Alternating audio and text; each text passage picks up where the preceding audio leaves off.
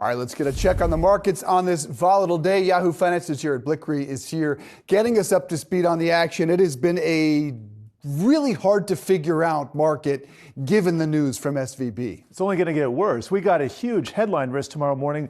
8:30 a.m. CPI report. Nobody knows what the Fed is going to do because the Fed doesn't know what CPI is, and more on that in a bit. Here are the banks that we're looking at today. Here are the regional banks. You can see a lot of carnage. We've been showing this throughout the day. FRC now down over 50%, and let's get a three-day look on First Republic Bank, down 65%. But I want to focus right now on the bond market and what's been happening on the short end of the curve. This tracks what the Federal Reserve has been doing. Now, this is a 13-week T-bill yield over the last 3 months. This was on the open a drop of about 40 basis points. This doesn't happen very often. We're talking once every few decades probably. And let's not forget that it was the Fed, Jay Powell, sitting in front of Congress last week getting more hawkish that kind of tipped the scales for all of these regional banks in the first place. So I guess my big point is we don't know what's going to happen until we get that CPI print tomorrow morning, because if the Fed still has to hike aggressively because of inflation, well, it's going to continue doing so. And anybody who says differently simply doesn't know what's going to happen